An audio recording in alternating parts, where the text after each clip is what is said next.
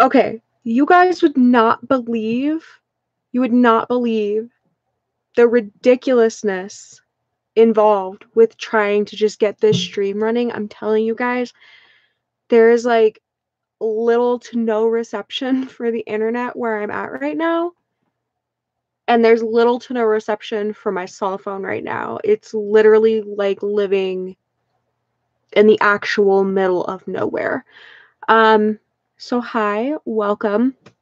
Um, there was a couple of things that I wanted to talk about, but wasn't really sure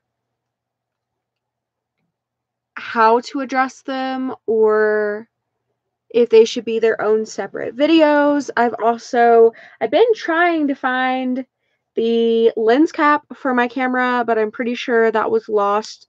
And also trying to find a cable for my camera so I can charge it, so I can make actual videos and not always just do live streams, because I have this camera and I've used it a grand total of no times whatsoever to make videos for this channel, which is the whole reason I bought the camera. Anyhow, it's a whole thing. So the first thing that I would like to talk about today, so for some reason I wasn't seeing all of the comments on my last video, and apparently they were all like being held for review. So when I would go onto the video, it would say that I had like 7 comments, but then it would only show the one that I wrote and pinned, and I was like, okay. So I went and I approved them. And then there was one that for some reason got under my skin, and I will get to that. So this comment said, because in the video I had talked about, kind of brushed over like why I'm not comfortable applying for disability. And disability is a program that is really, really beneficial to a lot of people. I'm not saying that it's a bad program. I'm not saying anything like that. There are people like my dad who has stage 4 cancer that can no longer work because of their health conditions, be it physical, mental, whatever. So people who are not able to be a part of the workforce apply for disability. They apply for Social Security, and that is how they have an income. And there's different forms of Social Security. There's Social Security for widows. There's Social Security for kids who have lost parents. There's Social Security like what my dad gets because he can't work anymore. So there's different layers to Social Security, and there's it kind of can go hand in hand with disability, but typically they're 2 separate entities. And for me, I would potentially be able to collect Social Security disability. So what that would mean is that if I was found to no longer be able to work, then I could collect on Social Security disability. However, I have been working since I was 17 years old. The first job I had was working at a daycare that was run by the church that I was going to at the time. My hair is not living its best life today. It's the perks of only being able to wash it once a week. This daycare, they paid me $5.50 an hour, and I was working sometimes 10-hour days, sometimes 12.5-hour days, and was never once paid overtime. This daycare was not doing things correctly, but I was still working there because I needed a job. And so I was making like biscuits, like pretty much nothing. But I was able to buy food for myself. I was able to buy my first cell phone. Shout out to the Razor for being the first phone I ever had. And I was able to buy the prepaid phone cards, because that's what I was doing, was the Verizon phone cards. So I had this job for a while, and then I left because reasons, and then I went back because reasons, and then I left permanently.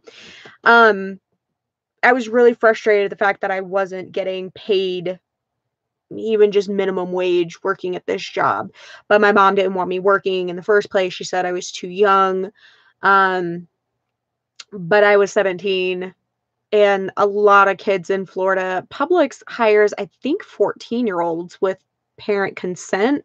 It's either 14 or 15. So they hire like youngins, like legit youngins to work in their stores.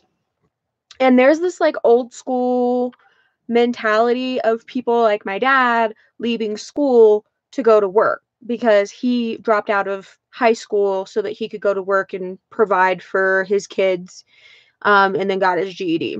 So this is not like a foreign concept in Florida. I'm sure in other places it probably is, where like kids go to work when they're like 16, 17, working at like McDonald's or something, while they're going to school or college or whatever. But I've been working since I was 17. Regardless of my mental health status and regardless of my physical health status, I have continued to work. After my car accident, are you serious?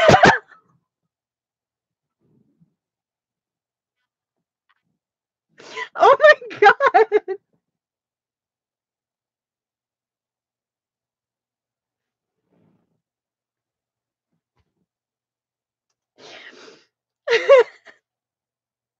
Okay, so I know that I look like I'm just like freaking out for nothing, but I literally just before this live stream enabled super chat.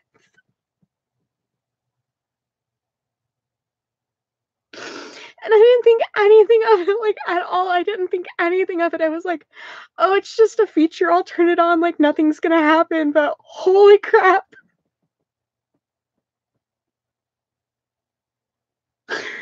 Oh my God.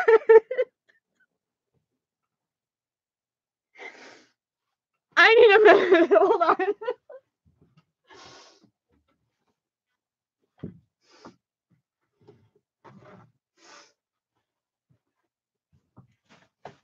Oh my gosh.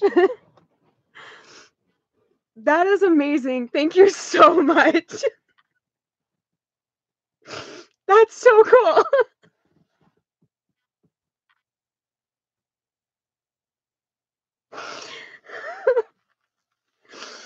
You guys are amazing. Honestly, that's the coolest thing I've ever seen in my life. Oh my God. Zach, thank you so much. That's so cool.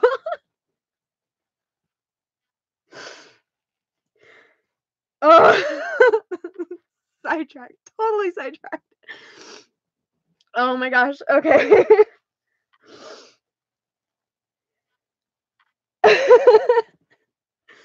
That's amazing. Thank you. How do I get back to my story after that? Oh my gosh. I don't even know how super chats work. I didn't watch the video. Like, I don't know if YouTube gets that money, if I get that, like, I don't even know, but that's honestly, that's so cool. That's amazing. Oh my gosh.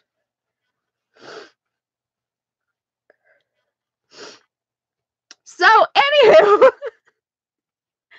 um, so after my car accident in 2016, like before that, I was working at a grocery store, and I had started in the bakery, and an 18-pound box of pies fell on my head while I was like pushing a cart into the freezer, and it jacked up my shoulder. It like tore part of the muscle in my shoulder.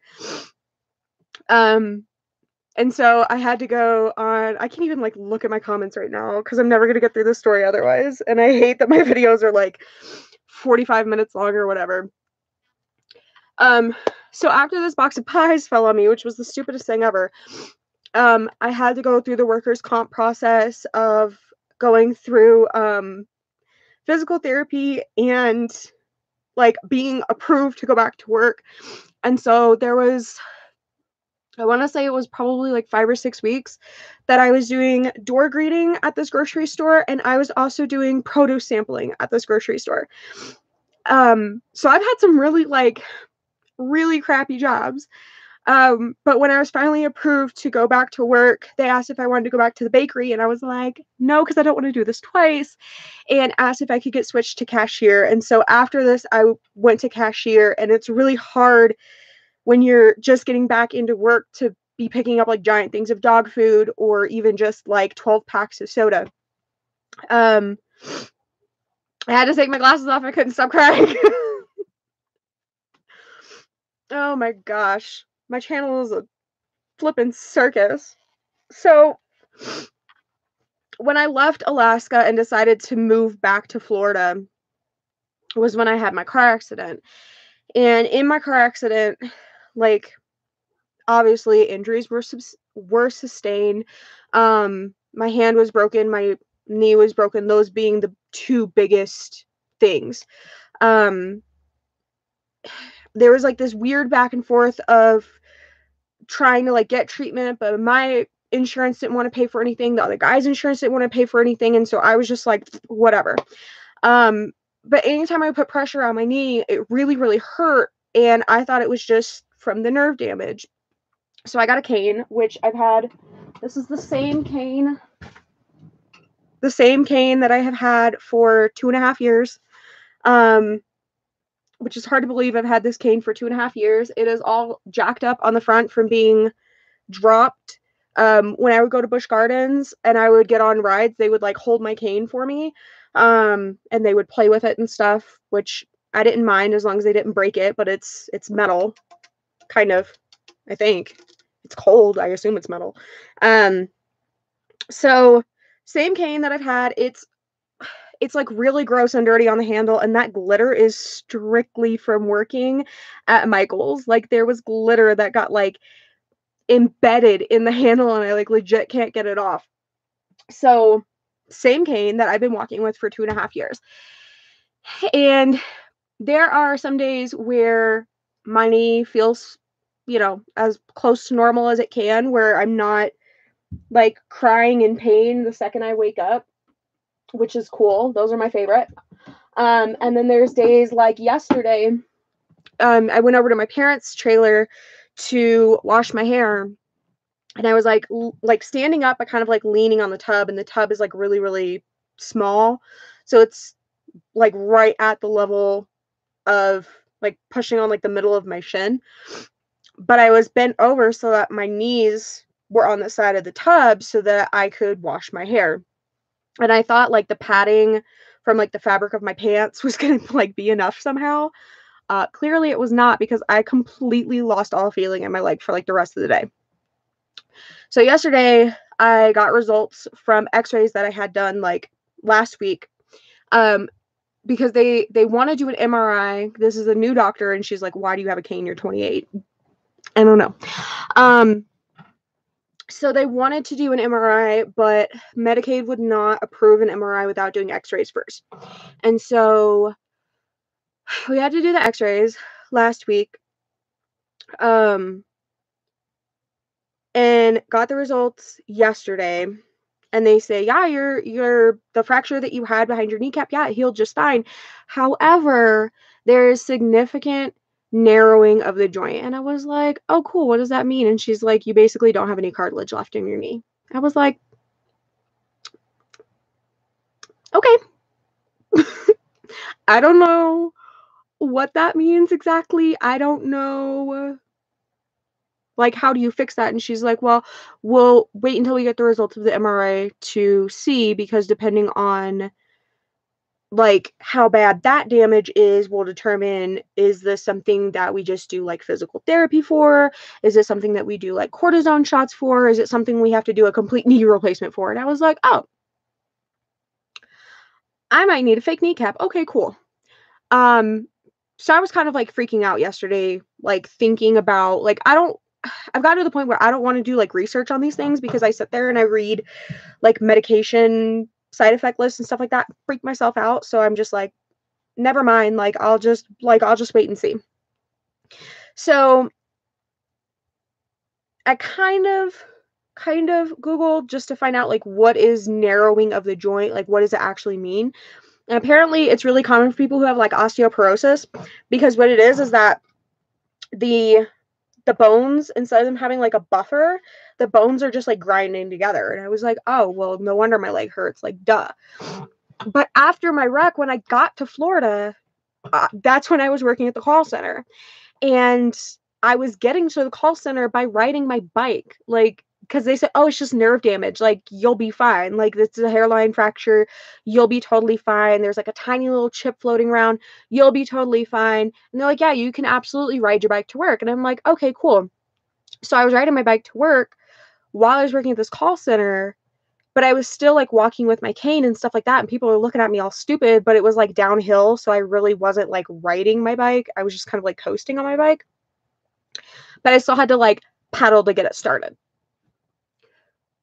So, regardless of my physical limitations walking with a cane, I was still going to work.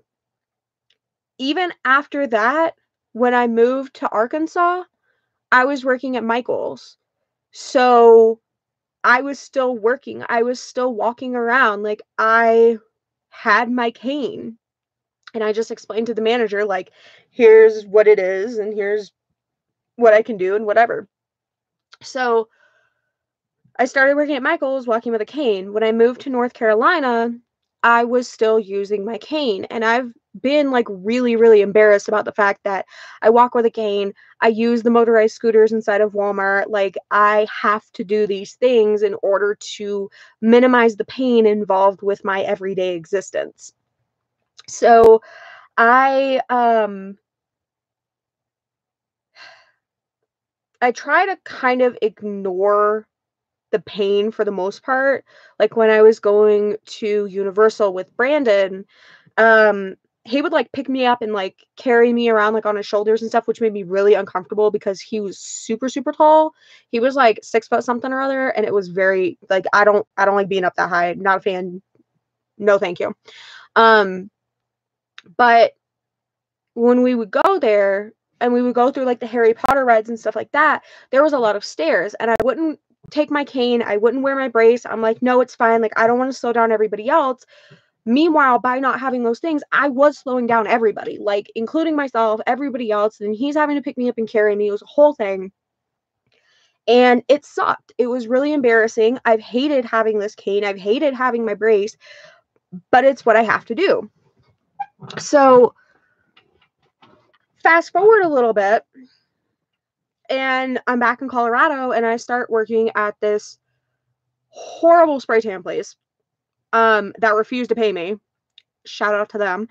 Um, but I didn't have my brace, I didn't have my cane. I was like, "Whatever, it's just pain, like, I'll get through it, it's fine."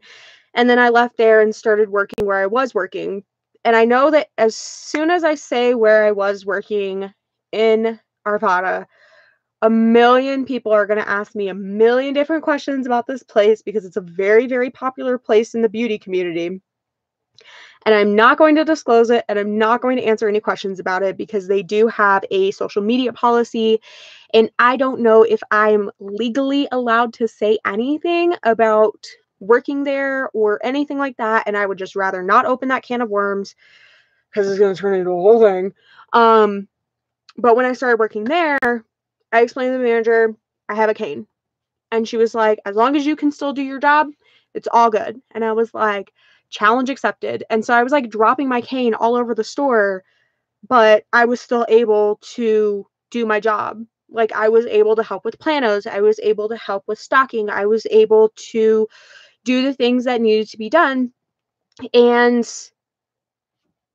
do my job, and that was, like, a huge thing. But when I became homeless and was, like, immediately displaced from Cheryl's house, my manager told me, like, "This is what it is, this is what it is not, and we cannot have you working here if you are homeless because that's not helping you in your day-to-day life. It's not helping you with your job because you're gonna come in, you're gonna be stressed, it's gonna show, it's gonna affect your work, whatever."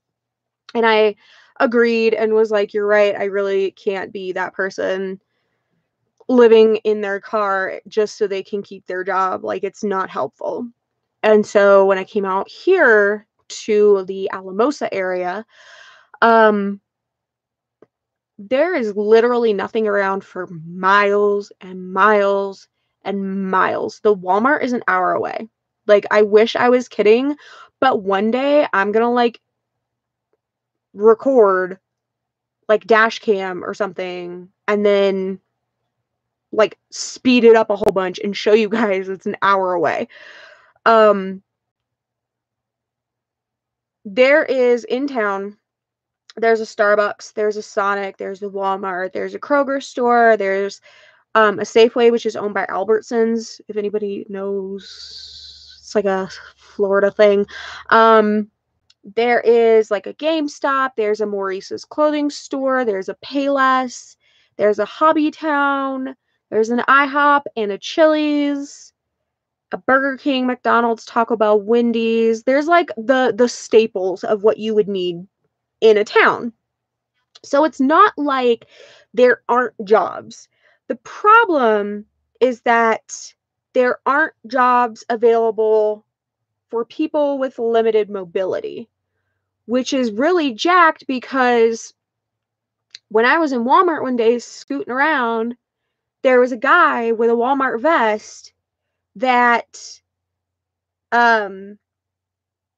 he had a tube up your nose. What's it called? Oxygen tank. I'm fired. I have fired myself. I am fired. He had an oxygen tank and a cane sitting in a cart, and he was going around doing like go backs. And I was like, wow, that's actually like really cool to see that somebody with a cane and an oxygen tank works here, because I just have a cane. Like, I can totally do cashier stuff because my arms still work just fine and I can stand just fine. And if I can't stand just fine, they have stools for occasions like this, which is why when you go into Walmart and you have the receipt checker, like the person who's like greeting people or whatever, sometimes they'll be sitting on a stool or a chair or whatever. And I'm like, dude, I can totally do that. That's with reasonable accommodation, which it says in the applications, can you perform the duties of this job with or without reasonable accommodation? I think a chair is reasonable, right? I have cartilage missing in one of my legs. I think a chair, a stool, a sitting apparatus, a place for my buns, completely reasonable, right? So I applied there. And I've been calling. Every time I call this Walmart, they're like, yeah, we're like not hiring. And I'm like, that's super weird because Indeed.com says your location is hiring. Your front door says that you're hiring. Walmart.com specifically says your location is hiring. So I'm just a little confused as to why you say that you're not hiring. Like, I can understand if they're like not hiring cashiers or they're not hiring for bakery or for deli and they're only hiring for like truck. Like, I get that. But she never asked what I was applying for. So I don't know like what her deal is, or if she's like, because I always ask to talk to the hiring manager. So I don't even know who I'm talking to at this point. So there are jobs. But for me, like, I went into the Chili's and I had an interview one day and a second interview the very next day. And I walked in with my brace on because the cane is really obvious giveaway that I may not be the best host to have at a Chili's. But it was like I went in and my second interview was at 5 p.m. on a Tuesday. And when I went to Starbucks to use their Wi-Fi, as I typically do, I pulled up my email to see if there was anybody else like in town that had emailed me where I could just like pop by. Hey, I'm already in town, whatever, because everything is an hour away.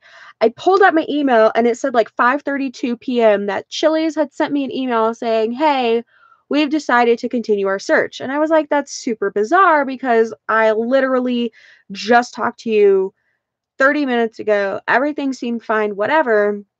But I'm pretty sure what happened was when I got up and I walked away, they saw my brace. Because everything was fine until they saw my brace. Like, they were fine. We were talking. It was all good. The day before, I had worn leggings and a skirt so that my brace really wasn't all that visible. It wasn't because I was trying to hide it. It's just because I've gained a lot of weight recently, and leggings are like the most comfortable thing, but I refuse to wear leggings as pants. So I put a skirt on. The next day I wore jeans, skinny jeans, and put my brace on over my jeans because it doesn't fit underneath. Like sometimes it'll fit like under like stretchy pants, but I'd rather not have it directly on my skin because it rubs and it does not feel good. Like it really hurts. So I'm pretty sure the only reason they didn't hire me is because of my brace. Now, because they didn't outright say that, I have no reason to, you know, be like, oh, well, it was ableist discrimination because it can't be proven. So I know that there are jobs out there, and I know that there are jobs I'm capable of doing, which is why, circling back around, which is why I am not comfortable with disability. Because there are jobs out there are jobs in town, and there are jobs that I personally am capable of doing. They just won't hire me. And I'm pretty sure it's because of my cane / my brace. So to address that in the most convoluted way possible, I am not comfortable with disability because I don't see myself as being disabled, because I know that there are jobs out there that I am capable of doing. I just can't seem to get in there to get the actual job, which is why I'm working with vocational rehab. I'm more comfortable working with voc rehab because they help with job placement for people who do have limitations or disabilities, but it's not taking money from people who need it. My thing is, I am not comfortable sitting on my butt, collecting a check, doing nothing with my time, contributing nothing to society, and just sitting there and taking money from people. This same thing has been brought up in terms of like Kickstarter kinds of things for like the jewelry that I make, which makes absolutely no sense. I thought Kickstarter was for like pop sockets.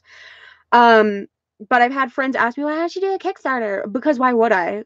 The same thing has been brought up in terms of like GoFundMe's and Patreon. Like, I have set up a Patreon. However, it is not fully set up. It is not activated. It is not like public, nothing. Like, absolutely nothing. But I sat there one day when I was still at Cheryl's house, and I remember people had asked me, like, why don't you have a Patreon? And I'm like, because why would I? Like, I don't have anything to offer you guys. I don't have merch. I don't have perks. I don't have, like, what tiers am I going to offer? Like, that makes no sense.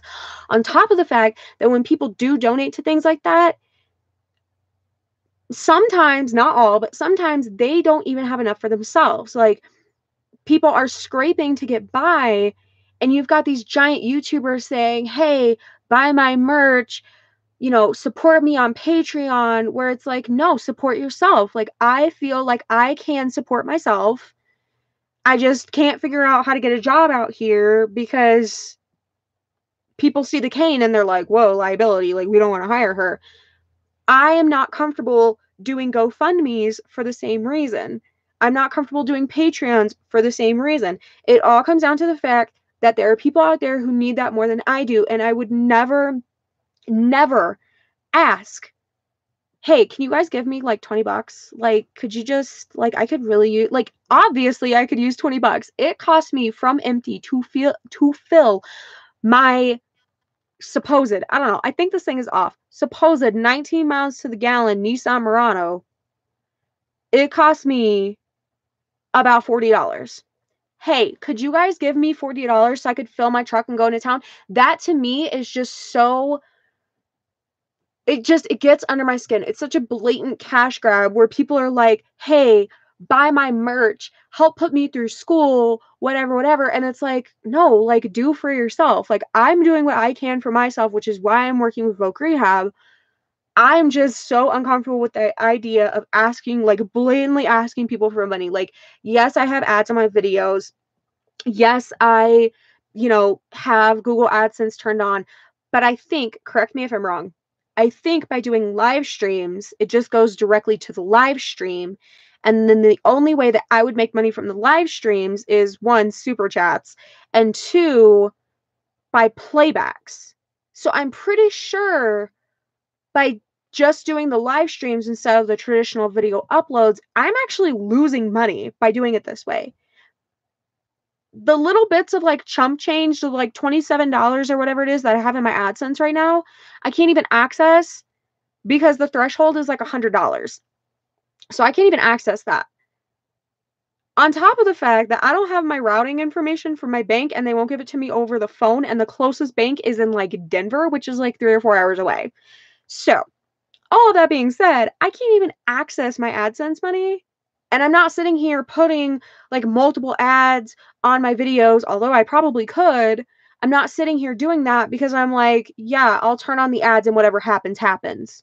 I'll turn on the super chats and whatever happens, happens. I'm not sitting here saying, hey guys, the link is in the bio of my Instagram. You should definitely go check it out, because you know what's in the bio of my Instagram? I'm pretty sure is like actual nothing. Like, I don't sit here and like promote myself to get money from you guys. And the fact that somebody actually sat there on my last video and said that's what I was doing, oh, you'd collect that money and just sit there and do nothing like in an instant. That is actually false. That is entirely false. So there's that. I'm done talking about that. I'm going to get into something else in a minute, but I don't know how, because all of my blinds are closed except for this one little hole from like the windshield of this RV. Everything's closed. It's like 112 degrees in here. It's ridiculous.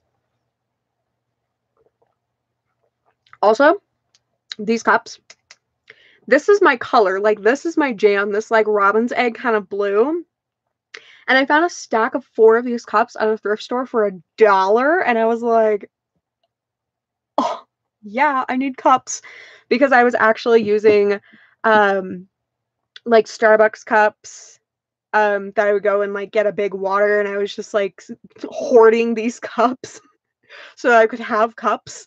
And then like Taco Bell cups and stuff like that. Like, I was actually like holding on to these like plastic container like takeaway cups so that I could have cups, because all of them were left behind except for the Starbucks tumbler that I have in my car and the plastic Jack Skellington tumbler that I have in my car. But all my other cups were gone. So when I saw those, I was like, heck yeah. I also found a tiny crock pot.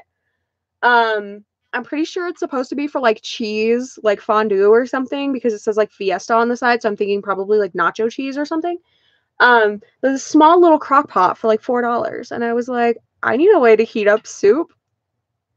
Yeah, I don't have a microwave. I don't have a stove. I literally have, for heating food purposes, in my trailer. Now, if I go to my parents' trailer, they have a microwave. They have a stove, but it's propane, so they try not to use it. And then they have a toaster oven, like a big toaster oven too. Like, you could cook a pizza in that thing. And I know, because I have. But for this one, I have this like skillet, this like hot skillet that I bought. It's like an electric, not a griddle. Definitely it's an electric skillet. That I use for like, I've used it to cook sausage. I've used it to cook chicken. I'm planning to use it to cook like bacon. But I try not to use it because I just hate using it. It's just a pain, and I really don't have like the space for it, and the plug is like this long. And then the other thing I have is this tiny little crock pot that I use to like take a can of soup, a can of like Progresso potato soup, right? And I put it in this crock pot last night, like 7 o'clock, and it was 9:30 before it was warm enough for me to eat. I was like, cool. So it's like a regular crock pot where you have to like leave it on all day. There's like no temperature gauge, no on-off switch. You literally just plug it in and it like heats stuff up, but I'm pretty sure it's from like the 70s or something. So I don't know, but it works. So there's that. I might try to make like scrambled eggs in it one time just to see if I can. Anywho, I'm not sure why I brought up this crock pot. Oh, because of my cups. Because that's how my brain works. And then also for heat. So I had to explain this the other day to somebody. So this big fan looking thing, this here, is an infrared oscillating heater, because why shouldn't it turn a little bit? I thought it was super strange, but it was the only thing that I realistically had space for. So this comes on, and then this is my heat inside of this RV. So there's that, in case anybody's wondering, how do you live inside of an RV? Like, how do you actually like live inside of an RV? It's a lot of that.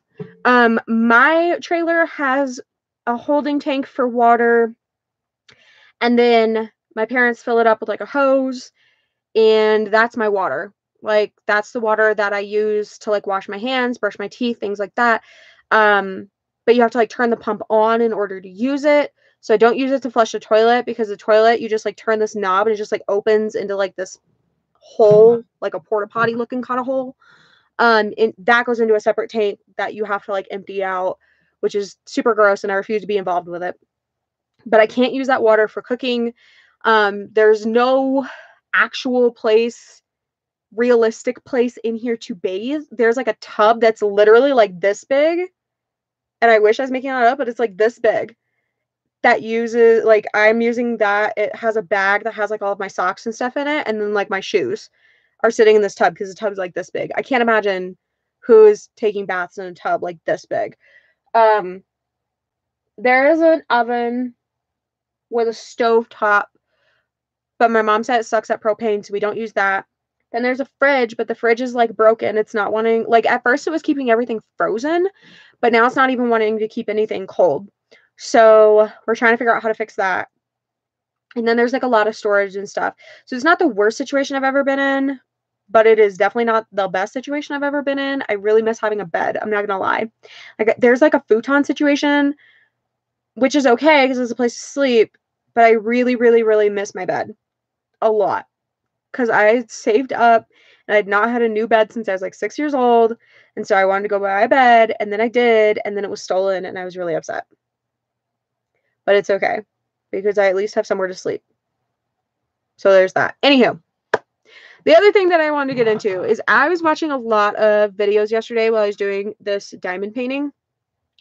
And I was watching a lot of like commentary videos from like Gamer from Mars and iNabber. And I don't know how these two particular people came up in my recommended stuff, but they came up in my recommended stuff a whole lot, and so I just started watching their stuff, and I really like iNabber, because he seems to take kind of like a middle of the road, like, obviously he has like a bias towards like, you know, certain things, but he takes more of like a middle of the road stance, which I can appreciate. Gamer from Mars, there's just something about like his voice that just kind of creeps me out a little bit. I feel like it's more like, I like the internet mystery stuff that he does because it makes a lot of sense, and like the dead channel stuff that he does. But I feel like his voice and the way that he like reads his scripts would be so good for like horror stories and stuff. Like, I just feel like that's what he should be doing. Like, anywho, so I was watching videos from them too, and for some reason, it got me thinking about the video that I did earlier this year that kind of sent my channel in a very, very strange direction. Um, and I was thinking, like, was I wrong to speak on that? Was I wrong to not just have an opinion, but sit down, record it, post it to the internet? Like, was I wrong in the things that I did and like how I handled that? And I've been accused of everything from being jealous of this person. I've been accused of bullying this person. I've been accused of pretty much everything, saying that I was like the worst kind of person or whatever on the platform. I'm pretty sure I'm not the worst kind of person on this platform. I'm pretty sure people like Onision are the worst kind of people on this platform. People like Daddy of Five are the worst kind of people on this platform. So like, don't come for me because I had an opinion and posted it on the internet. However, when I made the original video, and I know I've addressed this before, but when I made this video, my channel had like 100 subscribers or something. And it definitely was not me trying to like ride somebody's coattails. It was not me trying to jump into a situation, me trying to involve myself in any way. It was me sitting here saying, I've been watching this person for a really, really, really long time. And over that time span of 6, 7, 8 years, whatever, I have noticed several things that have made me very uncomfortable, but I've just been like, maybe it's just like an off day, whatever. And this was like the one thing that I was like, this is like definitely not okay. And that's when I sat down, made the video, whatever. The reason that I made the subsequent videos to that was because it seemed to have taken off in such a way that I felt that there were reasons to address what had happened because of the initial video. And if you guys don't know what I'm talking about, I'm not going to tell you. Like, somebody will tell you, but I'm not going to tell you because I don't want to bring any more attention to it. But why are you talking about it then? There's no pleasing the internet. Like, if you're trying, just stop. So, fast forward a little bit. All this happened like a few months ago. It wasn't really that long ago. It was a few months ago. And I, now looking back, I can see how some people were like, but you're just jealous. Like, her life is just like so much better than yours. You're just a hater. Like I can get how people would see that and say, like, oh, you're just a hater and you're just this and you're just that and whatever. That's not actually the case. However, I'm aware that no matter how I try to explain myself and explain my thought process, it's never going to be good enough because this is the internet, this is YouTube. It's never going to be good enough. There's always going to be people who are like, you're just making excuses, you're just backpedaling, you're just pandering to your audience. Like, there's always going to be something that people are going to have to say. If you take a look at the entirety of my YouTube videos from way back in like 2012, 2013, 2014, whenever it was that I had uploaded my original, like my very, very first video talking about my mental health journey and like the introduction to my journey. And I was sitting on a futon in my parents' house, like it was folded out because I slept on this futon. But sitting there talking about that, and the next one I think was like a Sephora favorites unboxing or something like that. All the way up until now, if you take a look at the entirety of my catalog and how many times my background has changed, how many times I've like told you guys what was going on, obviously my life is crap. Like, that is not a disputable fact. My life is a hot, hot mess. Okay? I'm aware of that. I have struggled for my entire adult life to find stability and to try to figure out how other people have stability in their lives and how they've gotten to that point because I can't seem to figure that out. I've never been able to stay in a house for more than a few months. I've never been able to stay at a job for more than a few months, and it frustrates me because literally when I left my last job, I was one day away from having a full consecutive year at this company, and I was so mad that I couldn't do that. Consecutive year, not a consecutive year, collective year, because I'd worked there in 2015. I don't know why I'm saying the things I'm saying. I was one day away from having a full collective year at this company, and I was so pumped. I was like, this has never happened before. Like, holy crap, what do I do? I'm getting pizza. Like, I don't know. I was so excited at the idea of having a full year at this company, and I was really mad when I had to leave. So it's frustrating to me to see anybody, not just this particular person or any other particular people that could be brought up but will not be. It's frustrating to me to see people who have seemingly had the world handed to them on a silver platter complain about something so trivial. It's the same thing as if someone had sat there and been like, yo, I was just caught speeding. I was going like 100 miles an hour in a residential. Like, I can't believe I got pulled over. Like, this is bull. Like, I don't understand. But the thing is, you're just being entitled. that's the problem. I also saw this Facebook post that one of my friends had shared, and I hope this is fake. Like, I hope this is fake.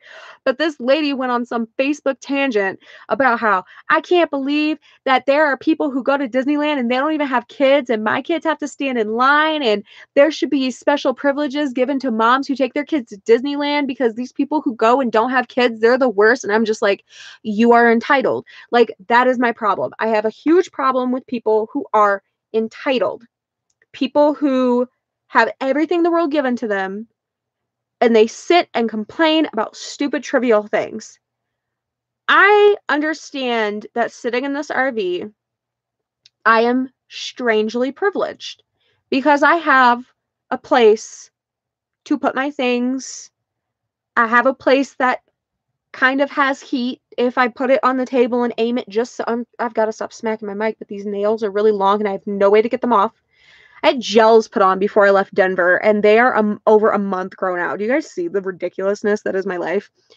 And I have no way to get them off. So yeah, I'm going to complain about it because they're getting really long and I don't know how to get, like, how to get the gel off. It's been over a month and I don't know how to get them off. And it's just, they're going to get out of control and I don't know what to do. But I have a place that has heat, kind of, that has water, kind of. I can, get food for myself. My parents, have a way for us to shower and things like that. Like, I understand that there are people who don't even have this. But I also understand what it's like to have everything that you have taken away from you and having to start from literal nothing, which is kind of where I'm at because none of this is like, this trailer is not mine. This is just something that I stay in right now. This trailer belongs to my parents. They just have a bigger trailer that they stay in. And I wish I was making that up, but I'm not. I was going to like lift this shade and like show you guys, but I feel like that's an invasion of their privacy, which is not cool. I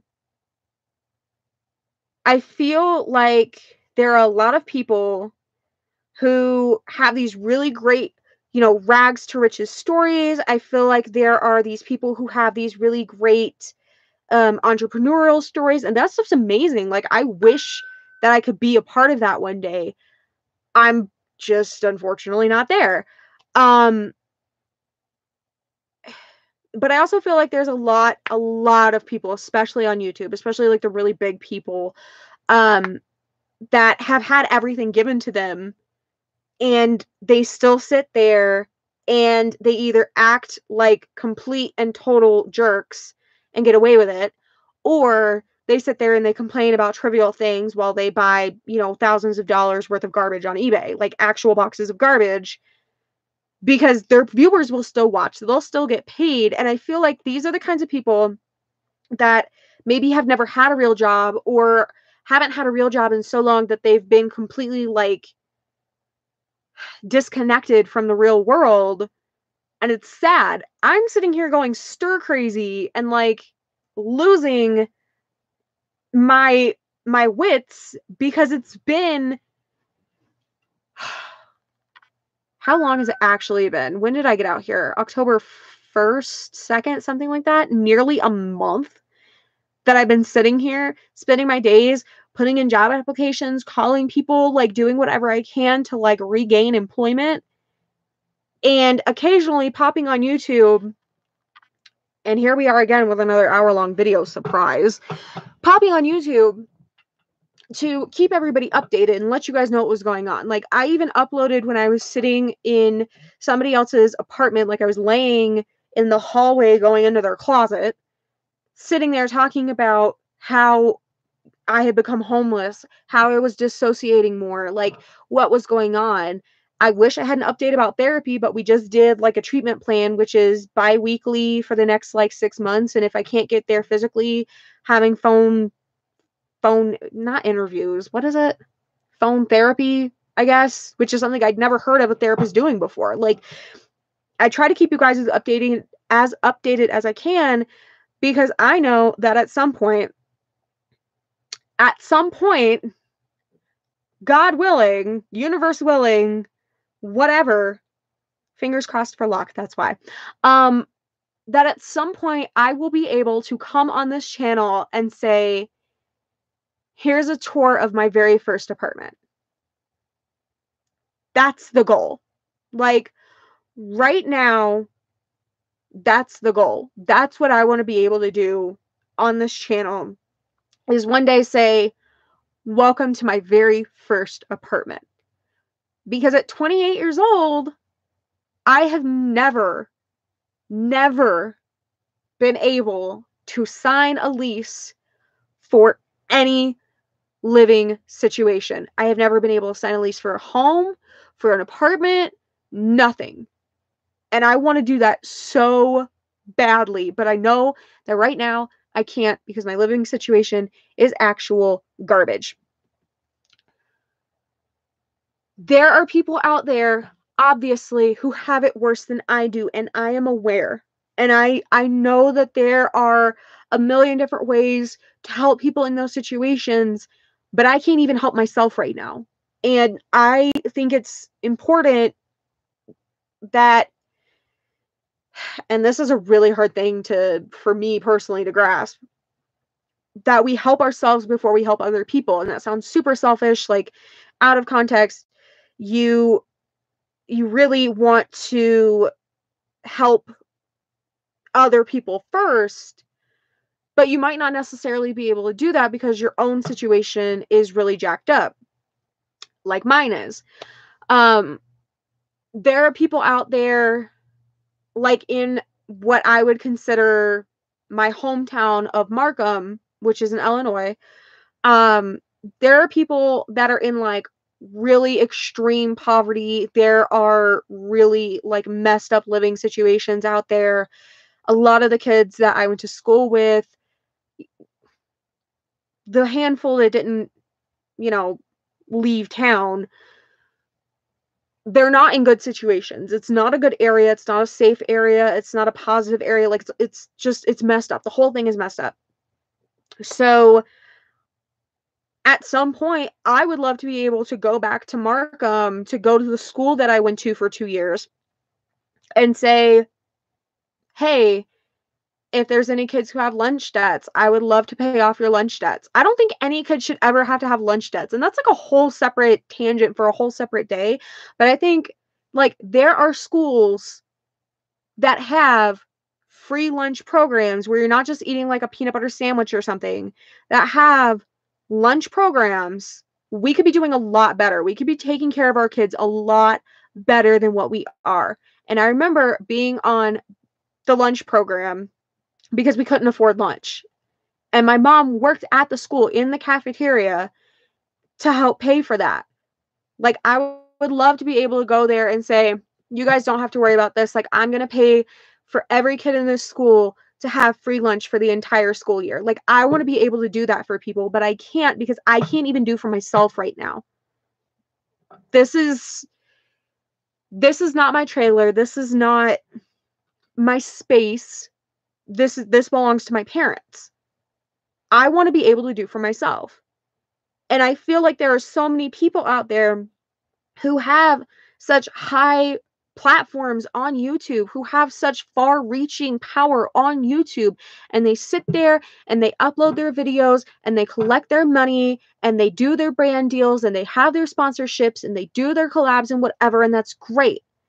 But when you're taking all of that and you're using it to just be selfish and you're using it for this huge elaborate lifestyle because you just want to have the best of everything, you feel like you've already had everything life given to you, but you deserve so much more. And it's not directed at any one person. So if anybody's thinking like, oh, it's because of this or that, it's not. So like, don't come for me. But the people who sit there and they have all this money or whatever, and they try to say that they're a good person and they try to say that they have like all this ambition and whatever, fine. But what are they actually doing? Like these people who do these social experiments or whatever, where they'll go out on the street and like pretend to help somebody or whatever, like none of that is real, first of all, where they could actually be helping somebody in the first place, and they're just not. These people who have these big huge elaborate houses and multiple, $100,000 cars or whatever, like what are they actually doing to help anybody? They're just sitting there boosting themselves up when they're taken care of for life, they don't have to do anything. They're not donating to charity. They're not helping in soup kitchens. They're not, you know, doing anything productive towards society. They're just sitting there, you know, unboxing eBay garbage for AdSense money. That's the stuff that gets under my skin. That's why I made the multiple videos. And it maybe shouldn't have been about this one particular person, because I have issue with multiple people for doing that exact same thing. It just happened that that was a situation that was happening. That was something that I watched unfold. That was something that I'm sitting here like, you need to have more friends in your life to tell you no, maybe you don't do that. Or parents, significant others, something to take a step back and say, you maybe shouldn't do that. I watched it unfold. I had an opinion. I recorded it. I uploaded it. I don't feel like I was necessarily wrong for what I did, but I understand how some people could see that as me trying to like money grab or whatever, which is not the case. And I say that multiple times. If that was the case, I would have had a bigger channel catalog to begin with. I would have had more subscribers to begin with. I would have had AdSense on my videos to begin with. Like, it would have been a much bigger thing than it was. And yes, full disclosure, having that video did boost my channel enough to where I could put ads on my video, because there's like thresholds that you have to reach. Having that did boost my channel to that point. However, my channel has been around for a very long time. My original channel has been around since like 2008, and I was already approved for monetization on that, but when they restructured all the ad revenue requirements and all that, channels were not grandfathered in that weren't at those thresholds. So they had done this a couple of other times. I remember sitting at my ex-fiance's house in like 2012, sitting on the back porch and getting this email from Google saying that my YouTube channel had been approved for monetization. I was like, what does that even mean? Like, having no clue and not even having like a super active channel or anything. I was just uploading like road trip vlogs and like random like did I just hit puberty? Random like day-to-day things that weren't really anything special. Like, we were literally in the car taking a road trip to Kentucky for his birthday. We were not doing like anything special or anything like that. And I had got this email saying that my stuff had been approved for monetization. And then I remember when I started this channel and started like uploading specifically to this channel, that this one, even though it was connected to the same accounts and everything, was not approved for monetization because of how they had restructured things. If it was an attempt for me to just do like a money grab or something like that, don't you think I would be putting more popular things on my channel? Just a suggestion. Does this channel and my multiple hour-long rambling vlog, what even is this? Like, honestly, what even is this? My hour-long rambling live streams. Do you think I would make this the focus of my channel if I was really trying to just cash grab? Do you think I would be doing this, or do you think I would be doing, you know, 10-minute and 1 second long edited high quality fake prank videos with multiple ads throughout, or like 15-minute videos with like an ad at the beginning and an ad at the end and a mid-roll? Like, don't you think I'd be doing something a little bit more interesting if I was actually trying to cash grab? Honestly, just saying. So there's that. I don't know why I was so bothered by these iNabber videos and why I was so focused on putting this out today, why I was so Well, apparently my Sims are done doing something, so that's cool. I don't know why I was just so like, I was sitting here finishing this diamond painting, and I was like, I just have like that nagging feeling that I just needed to get this out here today. You guys must have been busy. Hi, how are you? I don't turn down the ringer on my iPad because I think it's weird that iPads have ringers. So sorry, my Sims are like really interesting. Also, don't you think if I was trying to cash grab, I would be on Twitch, uploading on Twitch random little like watch me try to play Fortnite kind of video? Like, don't you think I'd be trying just a little bit harder? Just a little bit harder? Because I sit here in my pajamas and just talk and just say things and just hang out with you guys. And I prefer to do live streams versus uploading videos because I like the live interaction. I like being able to hang out with you guys and talk with you guys and kick it, have a snack, have some juice. Mine is Sprite and cranberry mango juice mixed together. I don't like cranberry juice by itself. Even flavored cranberry juice, like cranberry apple, cranberry grape, cranberry mango. I just don't like it. It's like bitter. It's gross. So I put it in with Sprite. That's what's in my cup right now, but there's like remnants from some other like blueberry juice. No, blueberry lemonade. That's what all that is the remnants of blueberry lemonade I was drinking earlier. I've been really into drinking juice lately. But also tea, canned Arizona tea specifically. I have a case of that sitting up there, and cream soda. I was on this weird hunt for like 2 weeks for cream soda. I don't even like cream soda, but I was like, I need cream soda. And I was like going to Walmart and like getting mad because I couldn't find any cream soda. It was very sad. A very sad, confusing, strange time of scooting around Walmart and asking everyone, do you have cream soda? And just feeling like a duck because I didn't know where to buy cream soda. And I went to all 3 grocery stores and could not find cream soda. It's really sad that now I can say all 3 grocery stores and know that I can't go to like the next town over. Sixlets. That was the other thing. Sixlets. They're kind of like M&Ms, but they're round. I have a bag. What am I saying? Oh my god. Hold on.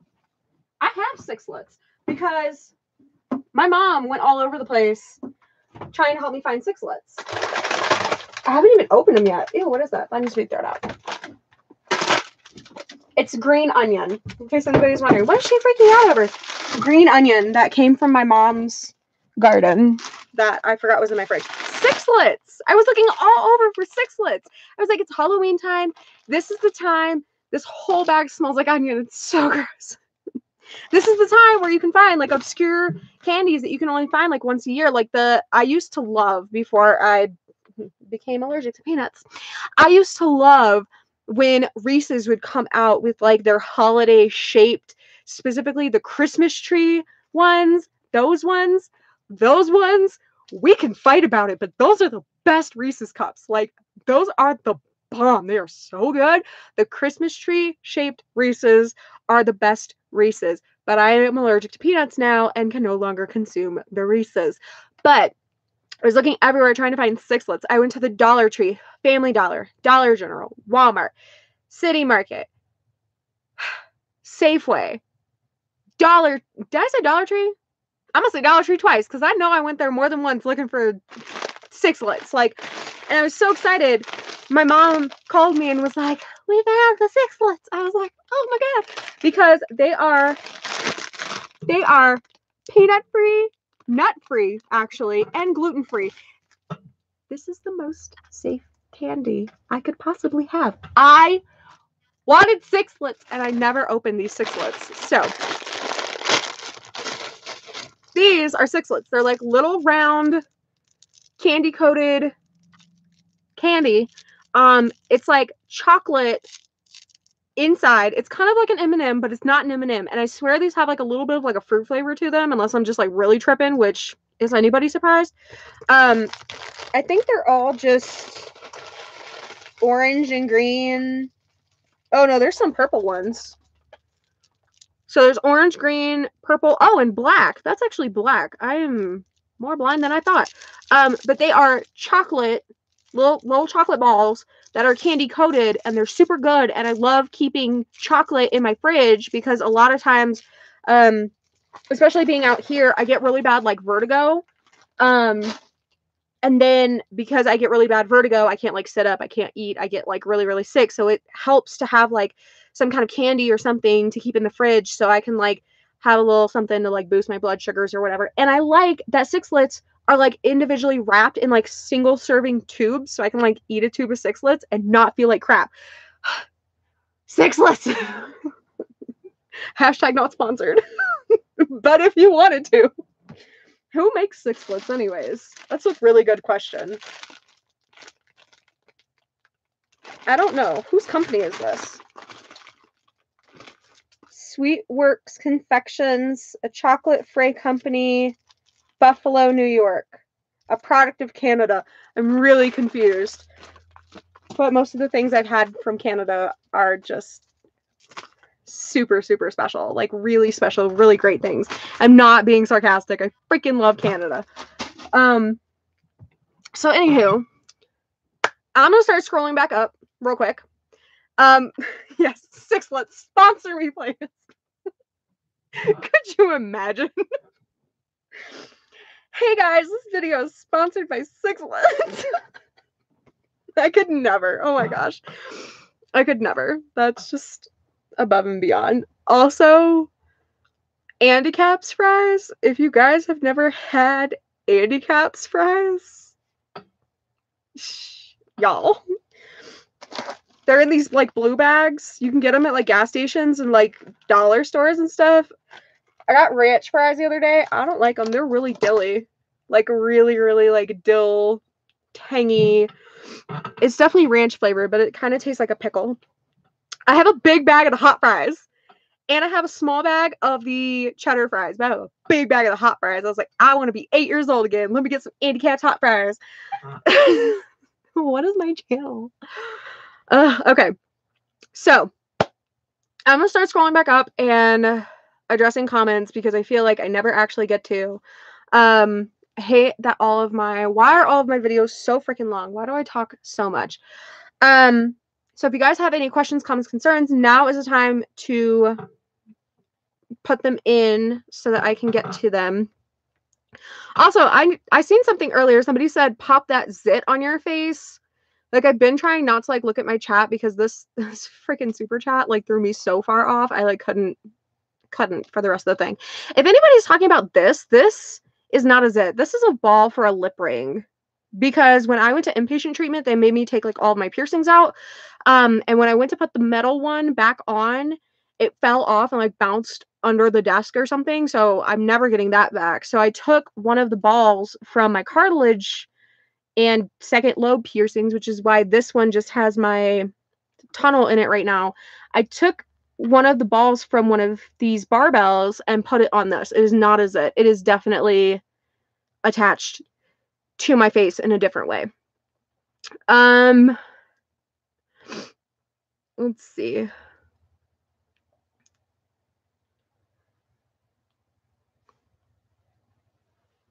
Megan said, I'm gonna need a new knee here when I get older. I blew out my knee when I was in kindergarten. I am intrigued. How did you do that? How did you blow out your knee in kindergarten? Because there are several times where I honestly thought I like broke my clavicle or something and I was just being dramatic. Now it's like, no, I actually need a new knee. Like, there's almost no cartilage left. It's very scary. I'm actually kind of terrified of this MRI, to be honest, because I'm scared they're gonna say that the damage is like it's like you can't fix it. It's like just gone. And then they're gonna like try to cut off my knee or something. That's being really dramatic, but I'm still scared that they're not gonna be able to fix it. Also, I asked my doctor about my unicorn horn. this thing up here, and it's a in the skin and of the skin kind of, it's not really a cyst because it's not growing at the rate that a cyst normally would. But this is kind of a benign tumor in a way. It's just like a fatty tumor, which I already knew that. But they said the only way to really get rid of it is to kind of like slice across, so I would have a scar on my forehead. And they're like, "Do you really want a scar on your forehead?" And I was like, "I've had these since I was 7 years old. I'm not concerned about a scar on my forehead, like at all." I actually have, and you can't really see it anymore, but this line right here, you can kind of see it a little bit, is a scar from my car accident. There was a glass or something that like cut my face. So I have a scar on my eyebrow. So I already have a scar on my face. I also have a scar on my chin right here. It's like kind of puckered.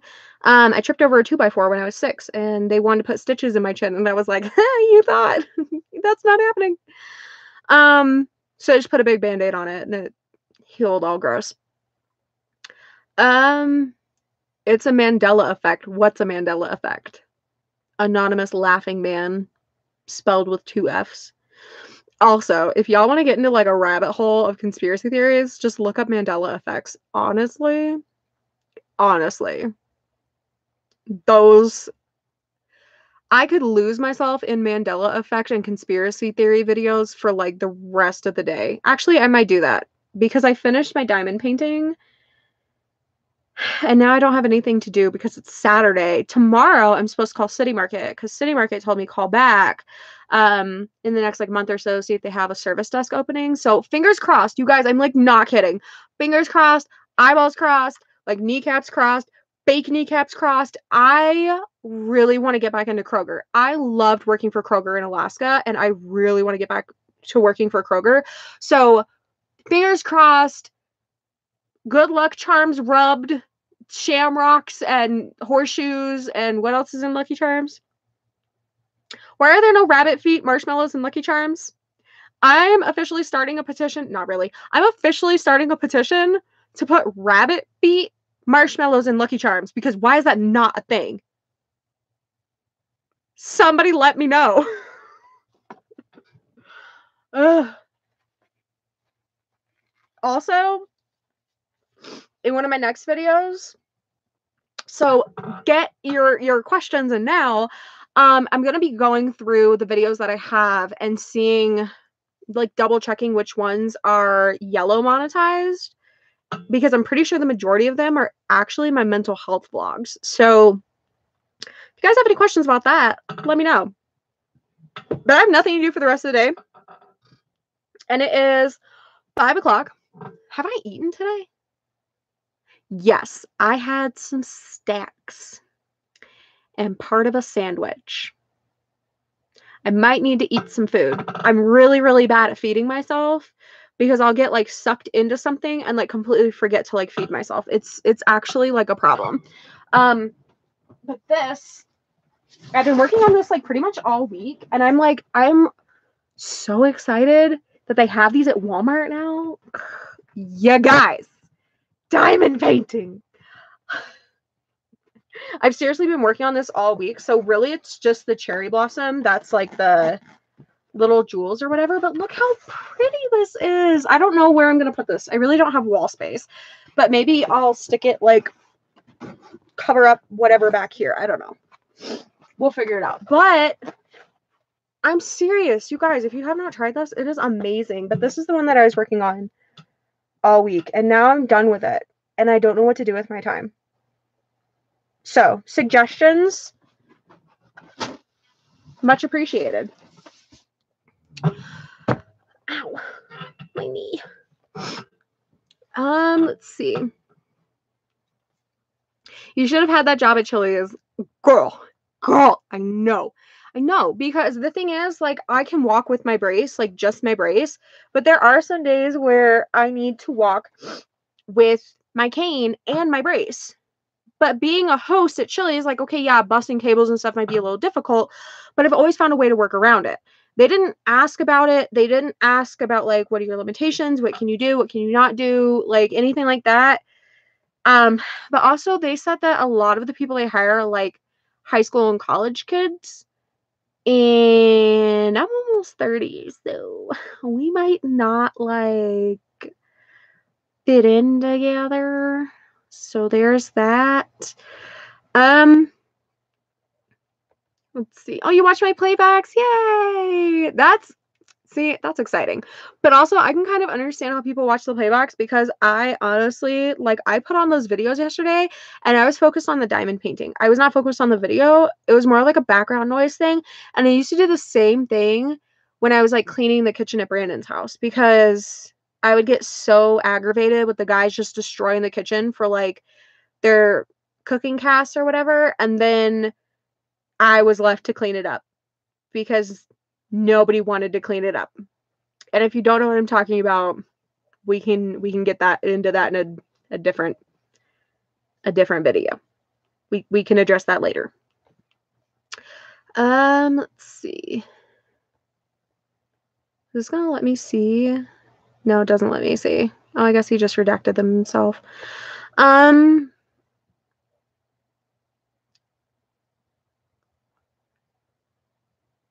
Yeah, I wouldn't say that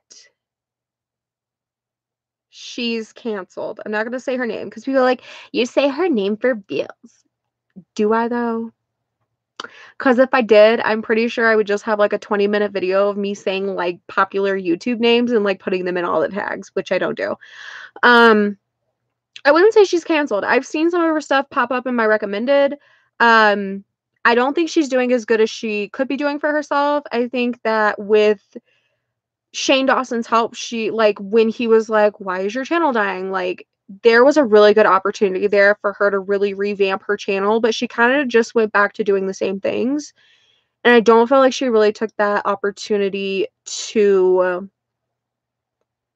build herself up in the most positive way. Now, she might see it as she is making the content that she wants to make for herself, and that's great. I think that anybody who starts a YouTube channel should be making the content that they want to make for themselves. I don't make content for you guys to appease you guys, to do challenges, to whatever, ride trends, anything like that. Like, and I'm sorry if that hurts your feelings, but the reality is that I do not make content for anybody but myself. I sit here, I have something that I want to say, I say it. It's like therapy in a very strange way.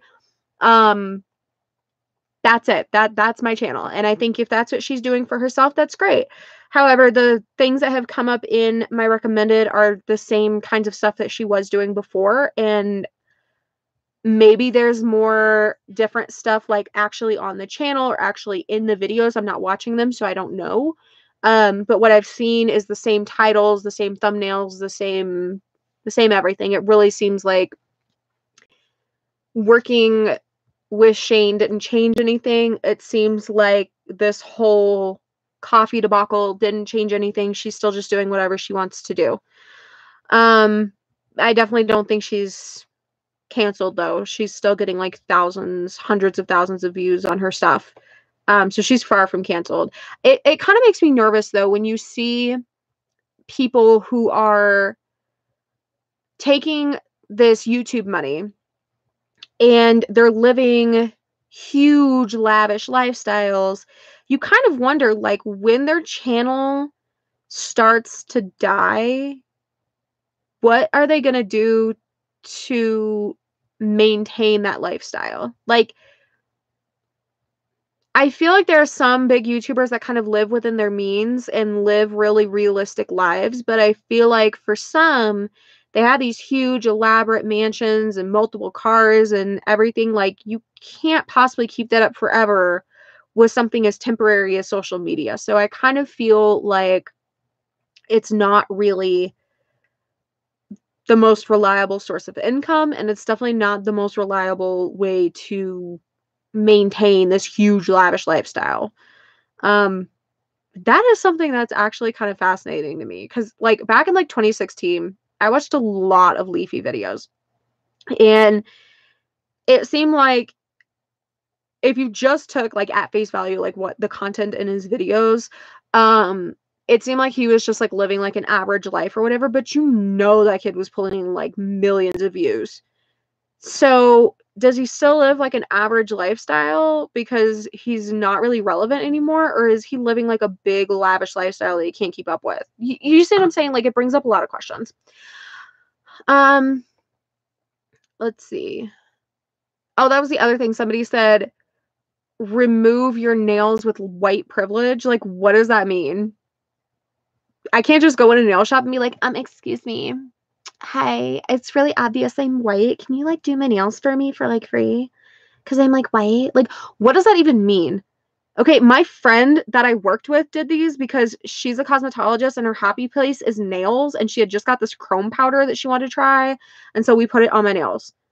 And it still looks amazing. Like, this hollow powder, you guys, like, it's no joke. Like, the hollow powder is dope, but I don't know, like, what kind of witchcraft she performed on these things, but honestly, I can't get them off, and they're, like, really grown out, and it's aggravating me. You cannot use white privilege to remove your nails.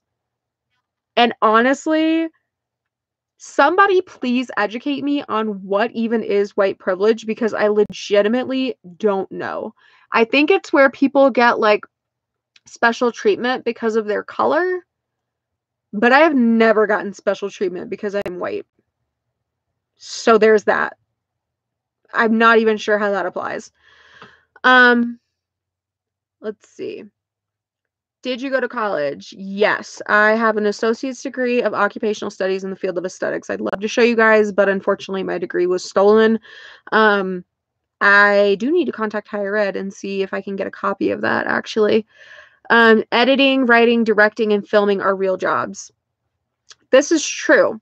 However, the average YouTuber that mixes all of their foundations together, or declutters 800 lipsticks, or sets their pool on fire, or buys a box of garbage off the internet to open it for everybody, or sits there and just opens mail from their P.O. box, those things, they don't require skill, they don't require talent. You literally sit and you turn on a camera, and that is it. It's not writing, directing, filming, yeah, but okay, like, my webcam is doing all of the filming for me right now. Editing is mostly jump cuts. Like, there are people who put in, like, a lot of work into their videos.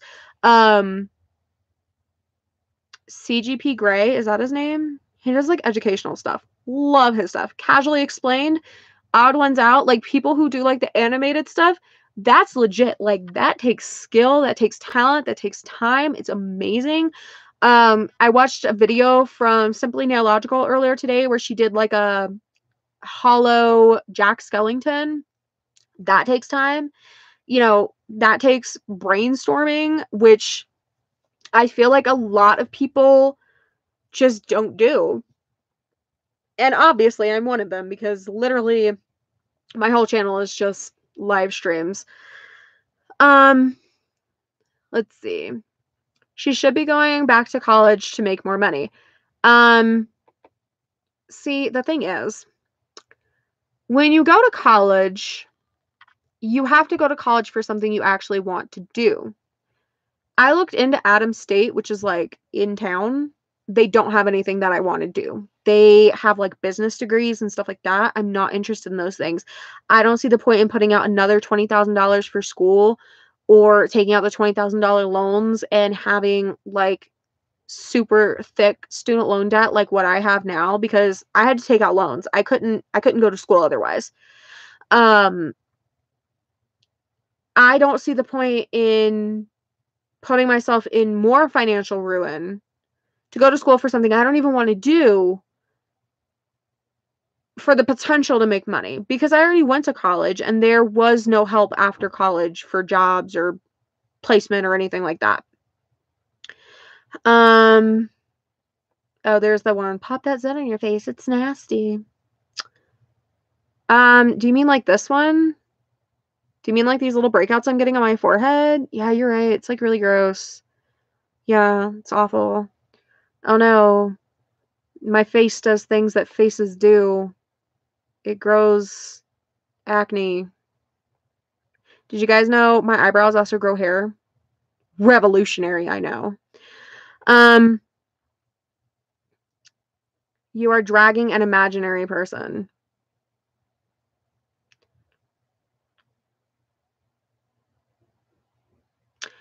Ooh. Well, maybe you wouldn't know if it's like an imaginary person, somebody that I made up. I'm lost. Like how was I ever dragging an imaginary person? You must be new here. Hi, welcome. Um, yes, Markiplier. So I'll be honest, I'm not subscribed to Markiplier. I have dabbled in some of his Let's Plays, but it's not, Let's Plays are not really my jam. I used to be subscribed to PewDiePie for like the longest time, but then it just got like boring. I grew out of it. I'm not really into gaming videos like I once upon a time was, but I do know that Markiplier does do a lot of like charity streams and stuff like that, and he actually does a lot of good with his platform. He's one of the few that I can think of that actually does good with their platform. Let's see. If you were doing this for the sweet, sweet YouTube money, I love when people say like the sweet, sweet YouTube money. Like you guys don't understand. It's like pennies. It's like actual pennies. You be doing LPs or something else. What is LPs? Listening parties? Isn't that what you guys are already doing? Is sitting here just listening to me talk? Should I be doing like ASMR videos or like unboxing toy videos or what else is popular? Fake pranks, documentaries. Also, side note, I'm not necessarily the biggest fan of the people that Shane Dawson works with. I don't like Jeffree Star. I don't like Jake Paul, but I am so incredibly proud of Shane Dawson and everything that he has accomplished with these videos because I remember watching him back in like 2009 when he was still doing Shanae, and that was like the jam back in the day. And then it got really dark and everything was about like death and suicide and murder and just like all the jokes were just like really gross. And so I stopped watching his videos not too long after that. I think maybe in like 2010, 2011. But I remember like seeing his shirts in like Hot Topics, and that was like the jam. I actually have a picture somewhere on my Facebook of me like in a Hot Topic dressing room with a Shane Dawson shirt on. Um, I remember back in the day, and he was talking about how he wanted to be a filmmaker like more than anything, like that was his dream. And it seems like when you're doing something like YouTube, that's kind of the platform where you can do those things. But it also really seemed like with his sketch videos, he was kind of doing that, but it really wasn't to the potential that he could have done. It also seemed like with his food videos, he was just like really sad. Um, it seemed like with the conspiracy theory videos that that might have actually been something that he was actually interested in, but it didn't seem like it was what he really wanted to be doing. With the documentary series that he's been doing with different big name YouTubers and like really getting to know these people and really like investigating like who they are as people and what makes them tick and things like that. It's been amazing to watch that stuff and see him like reach that filmmaker potential that he's always wanted to be at. Like the amount of work that goes into those videos is outstanding. It's amazing. I am not subscribed. Do not come for me and be like, but you're just trying to like, you know, ride his coattails or whatever. That's not it. I'm like genuinely excited when another like series comes out, but it also seems like it takes like so much time and effort to do something like that. I can't even imagine. Like it must be exhausting to have to not just like come up with the scripts for these things or like the questions that he wants to ask or brainstorm the ideas or how he wants to handle things or anything like that. Like the editing, the filming, the traveling, like everything. It's got to be a lot. Like I could never. Clearly, I could never. But I think it's amazing that somebody who's been around for so long is like doing the thing that they said they wanted to do the whole time. Like I think that's amazing. Let's see. I think rich people can donate to charity in private. I give them the benefit of the doubt sometimes, but encouraging children to participate in consumerism for your own benefit, that bothers me. I agree.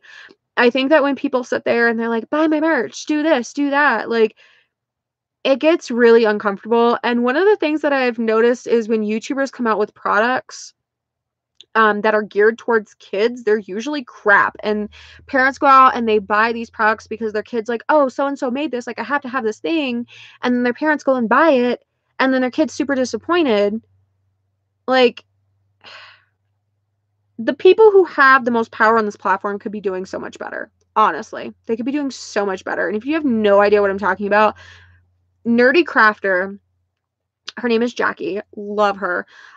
She does this Salty Crafter series where she takes kids' craft kits and tests them and, you know, points out like the pros and cons of these craft kits. And I was a kid, a really artsy fartsy kid who was obsessed with these craft kits. And if I was growing up in today's day and age, I'd be like, holy crap, so and so just put out this thing. I have to go get this thing. Like their name is on it, whatever. And looking at like what's in these kits and everything, it's garbage. It's all garbage. And a lot of that stuff is specifically geared towards kids, geared towards that child audience. These kids don't have money. It all goes back to their parents.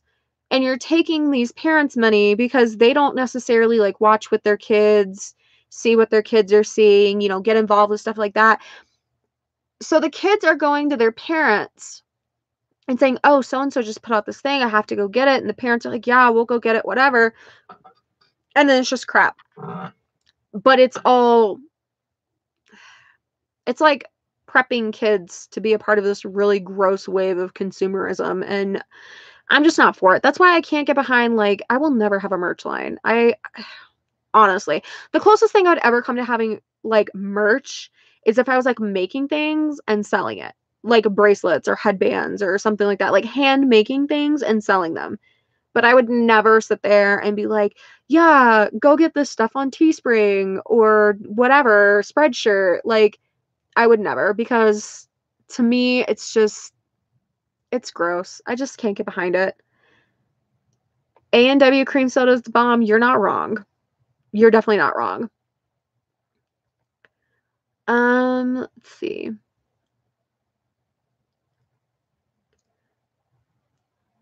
You're an awesome person. You make me so happy. Oh, thank you. You're so sweet. Let's see. Is sixlets a Midwest thing? It might actually be. I don't know. I live in Colorado and you can get sixlets out here, but I feel like I could find them better, like easier when I was like in Florida and stuff. So maybe it's like a southern thing. I have no idea. No, I don't know. I just lost my place. I didn't realize there were so many comments below. Oh my gosh. You guys are amazing. This is why my stuff like never ends on time, because then I go back and I like read the comments and like, because I like interacting with you guys, and I don't know, I have a problem. My aunt used to work at the city market in Rock Springs. Is that Wyoming? I'm really bad. Yeah, that's Wyoming. She was the manager of the liquor store.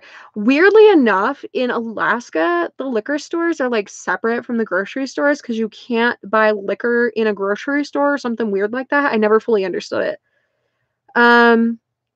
Everyone should go get sixlets. That's correct, for sure. Let's see. Hot fries are the best. We love that they're long videos, but do you though? Because this one's like an hour and a half long. It's probably going to be like 2 hours long. This is tragic. It makes me really uncomfortable because I hate putting out such long videos, but going back and like reading everybody's comments just like makes me feel like I'm able to like interact with you guys while I'm sitting here by myself in a trailer. I don't know.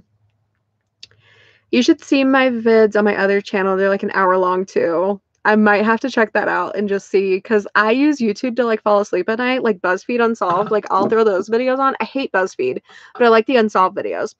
I'll like throw those on and then like fall asleep to that, or like 2020 or something. What is my hair doing? It's just like 3 random hairs that are just like sticking out all stupid.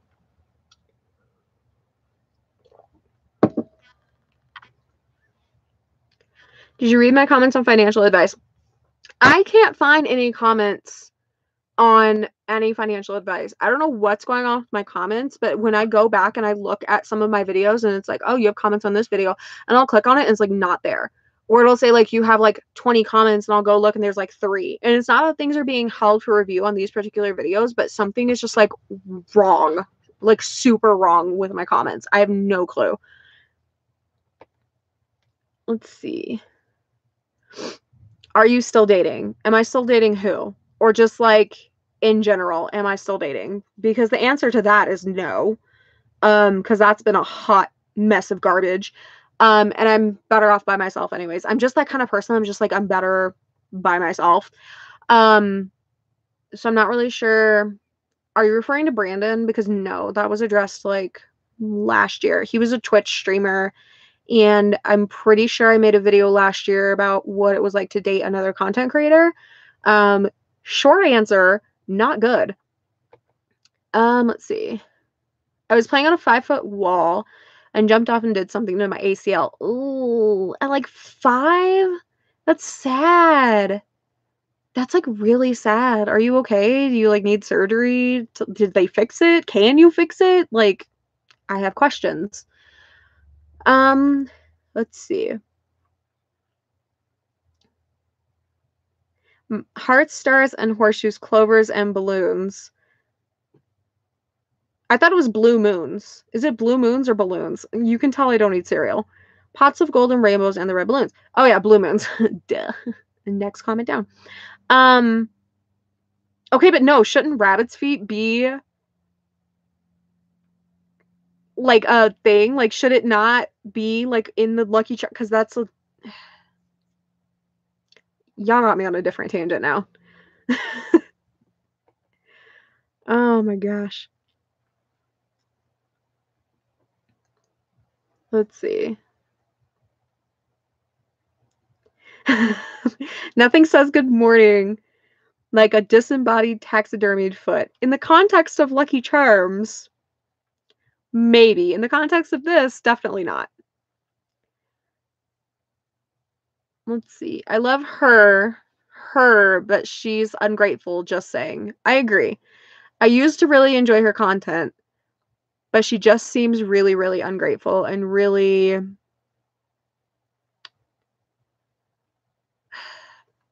self-absorbed is the only word that I have, and it's sad. It's really sad.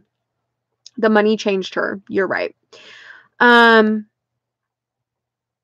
don't think that she tried to use Shane for views, but I do think that she didn't use the opportunity to the best of her ability. Let's see. Mr. Wee said, in my opinion, I think that you should save up the money when you have a channel. That way, if your channel gets deleted, you have money saved in case you get a different job. Yeah, you're not wrong. For me, it would go strictly to paying bills right now. Not gonna lie. But if I was ever in the position where I was getting like millions upon millions of views and thousands of dollars per upload or whatever, yeah, I would definitely be saving it because I'm well aware that anything could happen. Like life could happen, everything could just be gone. And I definitely think it's important to make sure that you're living within your means and not, you know, buying a $600 $6 million mansion. English, it's my first language. Knowing that you're not going to be able to keep up on it. I would never get comfortable in money. I don't think that's something I could ever do. Let's see. There's no such thing as white privilege. It's just privileged, period. I know there's a thing going around about like white privilege and stuff like that, but I truly don't understand. Oh, Let's Plays. I would be doing Let's Plays, but I would be doing Let's Plays on Twitch, to be honest. But I can't figure out how to work Twitch. I should have paid more attention to Brandon and what he was doing with his channel, but I didn't because I didn't care. I supported him, but I didn't actually care because he would get so stressed about like his stream and music's not working, this camera's not working, this mic's not working, this isn't working, that isn't working. Like, he would get so stressed. And it was a lot. It was a lot to deal with behind the scenes. And the aftermath of them cooking was just disgusting. It doesn't mean that you're living a good life. It just means that your race isn't making it worse like people of color. I agree to an extent. I do understand that, like, racism is very clearly alive, and it's very sad that it's 2018 and we're still dealing with stuff like it's the 60s again. And I don't totally understand, like, what exactly happened to cause this, like, shift. Or if it was a specific time that caused this shift. But I don't think that that statement is 100% true, because I know if I was to go back to Markham, I'm the wrong color. Like, I am the wrong color to walk into Markham, Illinois, or Robbins, Illinois, or Harvey, Illinois. I am the wrong color. Even though these are places where I grew up, you're not going to be welcome there. So I don't know. It's a very, very touchy subject. Race is a touchy subject. Religion is a touchy subject. Politics are a touchy subject. So I don't know. This is something I clearly just need to educate myself about, because I don't know nothing about nothing. Tammy said race doesn't make it harder or worse for anyone, because if that was the case, then Oprah would not be who she is today. Beyonce and Jay-Z wouldn't exist. Samuel L. Jackson, Denzel Washington. But I also think that they came up in different times, so it's different. But I do think, to an extent, if everything was based 100% entirely on somebody's race versus their talent or their ability or anything like that, then no, these people probably wouldn't be famous anymore. I don't know. Maybe. Again, it's a very, like, complicated, touchy subject that I just need to, in my free time, educate myself, because I clearly know nothing about this. I try to stay out of things like this because it's a lot of uncomfortable drama that I don't understand and I don't feel is necessarily my place to get involved in. Take that however you will. The argument isn't that non-white people can't be successful, but that non-white people have additional struggles. I think that's true to an extent, because growing up in places like Markham, that are not nice neighborhoods, that are also not white neighborhoods, you can tell the difference between, like, Markham, Illinois, and, like, Tenley Park, Illinois. Even though they're really close to each other, Markham is not a good place to be. Tenley is very, like, very middle-class white. So I do understand that. But there are white people that do struggle. And I think that's kind of overlooked, is where white people struggle. Mexican people struggle. My Sims are very busy today. Asian people struggle. Like, it's not just based on color. It's life circumstances is what causes people to struggle or contributes to people struggling. I'm just going to make this a 2-hour video. Welcome to the party. Because I can't get through my comments. And the sun's going down. We'll see what happens first. Let's see. So, Lemon Drops. Are you new here, Lemon Drops? Because I don't think I've seen you here before, but welcome. It's good to have you here. If she used a gel lamp, you can use a nail file to roughen the surface of your nail. Once it's not smooth, soak a cotton ball nail polish remover. But did you guys hear the horse? There's a guy behind me who has a big white horse, whose big dumb horse face just, like, peeked around the corner one day while I was getting stuff out of my car, and I was just like, is that a horse? There's also, up this way towards Monte Vista, is a place that has 2 little tiny donkeys, but they also have camels, and I was very confused, because is this or is this not Colorado? Why do we have camels? And I told my mom, very seriously, in the meat aisle of the Walmart, that whoever it is that has those camels needs to return them to their proper owner, because this is not the zoo. And this is not like a desert. We're in the valley. Why do you have camels? What are you using them for? I have questions.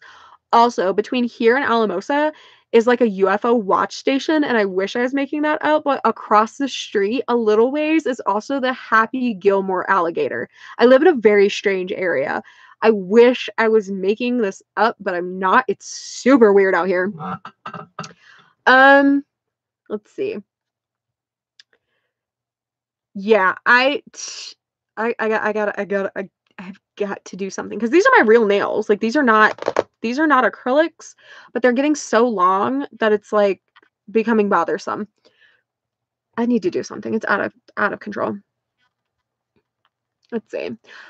Also, only doing toy reviews or unboxings of children's toys makes them associate this plastic garbage with their favorite YouTuber. That's also true. Also, the people who are doing these excessive unboxings of like Shopkins and stuff like that, like, okay, yeah, sometimes I'll watch things like that because it just like it it does something to my brain where it's like solving a mystery in a really weird way.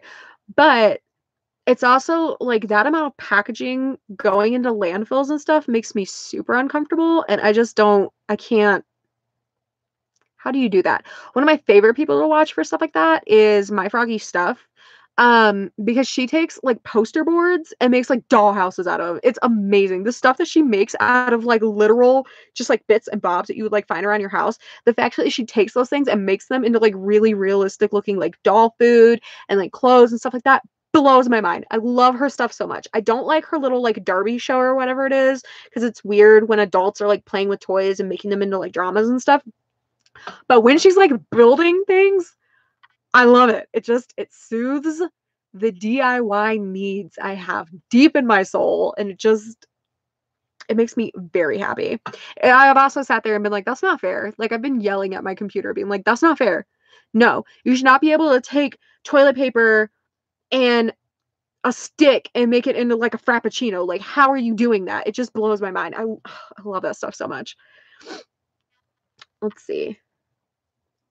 Shannon said, I just bought a custom magnet that a YouTuber was selling. I love buying handmade stuff like that. I do too. I would rather support people hand making things and expressing their creativity than somebody who just like made a teespring or hooked up with they hired somebody like a graphic artist to like make their stuff for them. I'm gonna turn on the light. It's getting dark. Hold on. I don't know if this light's gonna do anything. I haven't tested that yet. It does plenty. That's fine. This is fine. Let's see.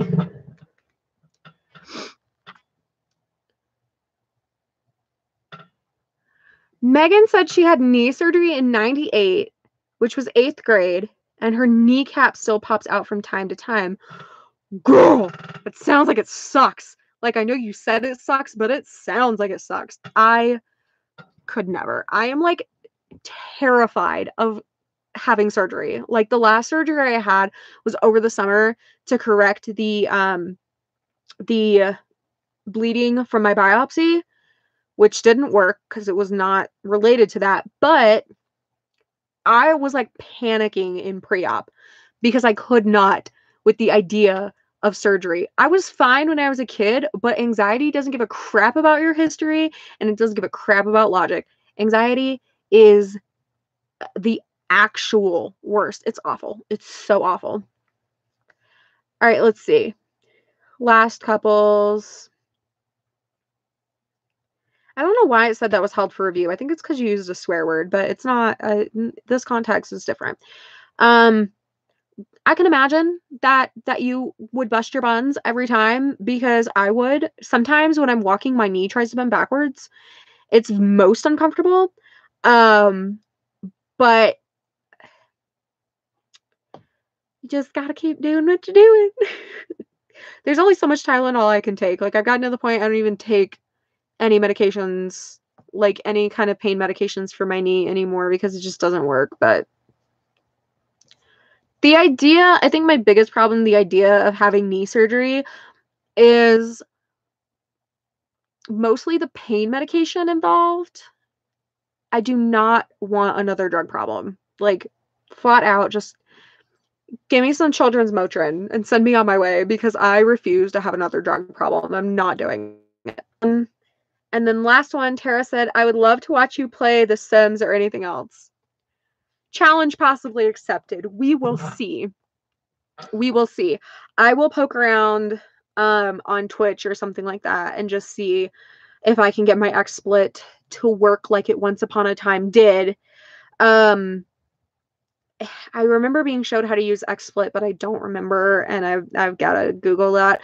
But I might at some time in the near to distant future start a Twitch for like The Sims, or that's really all I play is The Sims. I play The Sims Mobile. I have Sims Free Play, but I just don't, because it's obnoxious, and The Sims Mobile reminds me of The Sims that they had on Facebook, where it was like more cartoony and it was just like easier to like control everything, like access everything. It just made more sense that way. But playing The Sims on the computer has always freaked me out because there's so many like bits and bobs and you really don't know what you're doing. But I don't know. We'll see. Anywho, I'm gonna go. I would really like to go get some pizza. I think that would be just tops. The Kroger gluten-free supreme pizza is currently my favorite. Hashtag not sponsored, but I'm very picky about my gluten-free pizzas because the crust really does make or break a pizza. I had a DiGiorno gluten-free one and it was awful. Freschetta is really good. Kroger's is just a little bit cheaper. And then California Pizza Kitchen, they make a barbecue chicken pizza, gluten-free barbecue chicken pizza. It is a special kind of treat. It is so good. Let's see. This is not a conversation that I'm going to have anymore because I feel like it's just going to get out of control. Racism does not exist because you can name a handful of rich Black people. Good to know. I don't think anybody was saying that racism doesn't exist because you can name a handful of rich Black people. It's very obvious when you watch the news for 5 seconds that racism is alive and well, and it doesn't make any sense to me personally because I can't point out a time where there was like this shift. It seemed like everything was fine for a while, and then all of a sudden it's the 60s again, and there's like mass amounts of racism and hate and things like that, and I don't understand it. It's something I personally don't understand. It's something that I have a hard time grasping, and it's not just towards Black people, it's also towards like Latino people, Asian people. There is, and I don't know why people think that it's not a thing, there is racism against white people. It's not that any of this is correct. Obviously, it's not.